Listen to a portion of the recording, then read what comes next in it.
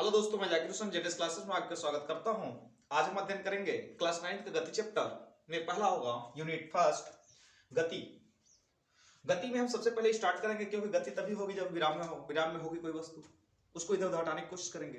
तो आइए हम सबसे पहले जानते हैं कि विराम होती क्या है। विराम अवस्था, जब किसी वस्तु में समय के साथ उसकी स्थिति में परिवर्तन होता है उसी को हम कहते हैं जब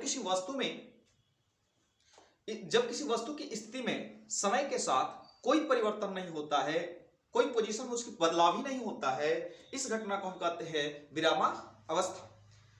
अब आप समझ सकते हैं कि जैसे आप सुबह से शाम तक पूरे दिन रजाई में पड़े रहे, न रजाई से बाहर निकले, तो क्या है? विरामावस्था ही है। आप काम करके आए, थक गए, थक करके सो गए, विरामावस्था में है। तो विरामावस्था जैसे मेज पे रखी हुई वस्तु है, आप सुबह से शाम तक उसको न हटाएं, वह क्या होगी? विरामावस्था होगी।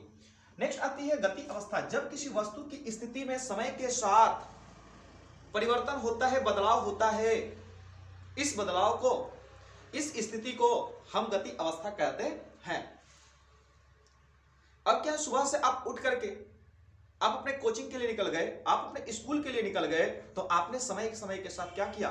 परिवर्तन किया, बदलाव किया। इस घटना को हमने क्या किया कि घर से आप स्कूल तक आए, कोचिंग तक आए, मार्केट तक गए, यह घटना क्या कहलाएगी? गति अवस्था कहलाएगी। अब आपने देखा कि गति अवस्था और विरामावस्था, तो गति अवस्था और विरामावस्था जो होती है वह एक क्या होती है? एक दूसरे के सापेक्ष होती है, वह एक दूसरे के सापेक्ष होती है। अब बात आती है यहां पे कि गति अवस्था, गति के प्रकार क्या होते हैं। तो गति के जो है मुख्य रूप से यहां पर देखा जाए, यदि बात कर लें तो इस चैप्टर में दिया है आपका 3, एक होता है सरल रेखीय, दूसरा है वृत्ताकार, तीसरा है दोलन गति, उसमें एक और गति है घूर्णन गति। अब देखते हैं सरल रेखीय गति क्या होती है। जब कोई बालक या जब कोई वस्तु एक सीधी रेखा में गति करती है, एक रेक्टिलिनियर मोशन करती है, तो इस घटना को हम कहते हैं सरल रेखीय गति। जैसे क्या होता है, छोटे समय में या पुराने या आज से 10 साल पहले जो थे बच्चे जो थे क्या करते थे कि वो प्राइमरी विद्यालयों में जाते थे और बोरे के ऊपर एक बालक को बैठा करके सिरा खींचते रहते थे, उसको ढाल समझ लेते थे। या जैसे हम कह सकते हैं कि रैंप होता है, उसे बालक जो सीधे सरक रहा है वो भी सरल रेखीय गति होगी। या रेलवे लाइन पे दौड़ती है ट्रेन की गति सरल रेखीय गति होगी। या किसी वस्तु को छत से गिरा रहे हैं, वो भी क्या करती है? सरल रेखीय गति करती है। दूसरी बात होती है वृत्ताकार गति, जब कोई वस्तु एक वृत्ताकार मार्ग पर अपनी गति को दोहराती है बार बार, तो उस गति को हम कहते हैं वृत्तीय गति।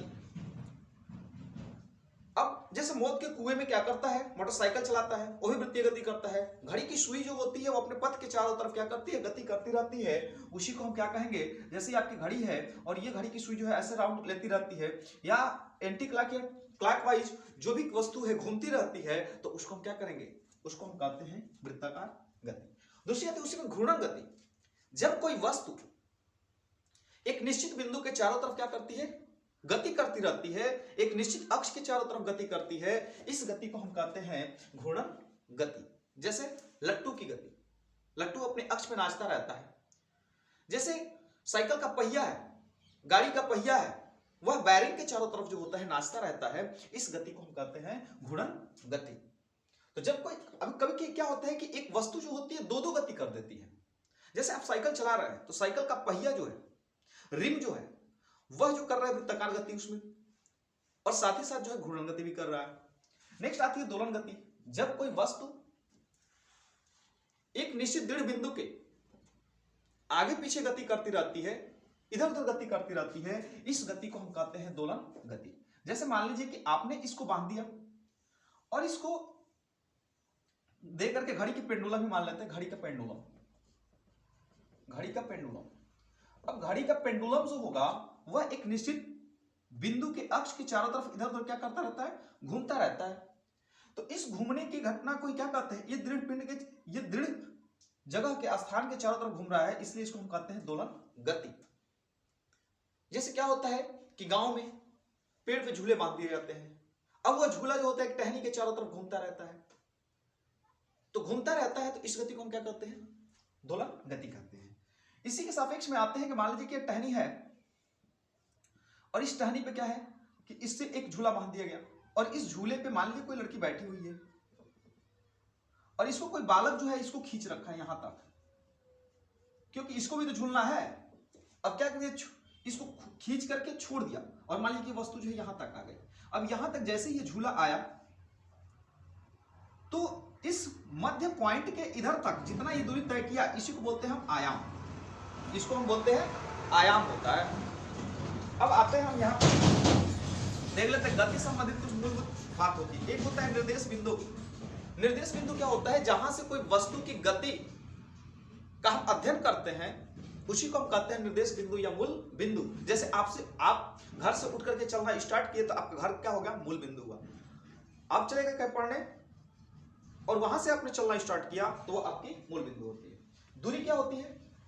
किसी वस्तु द्वारा तय किए गए मार्ग की लंबाई को हम दूरी कहते हैं। किसी वस्तु द्वारा तय किए गए मार्ग की लंबाई को क्या कहते हैं? दूरी, या रास्ते की लंबाई को क्या कहते हैं? दूरी कहते हैं। अब दूरी जो होती है ये सदैव धनात्मक होती है। दूरी सदैव धनात्मक होगी क्योंकि आप जो है जहां खड़े हैं और इससे एक कदम आगे या एक कदम पीछे चलेंगे तो भी क्या होगी? आपने कहीं ना कहीं दूरी तय कर लिया।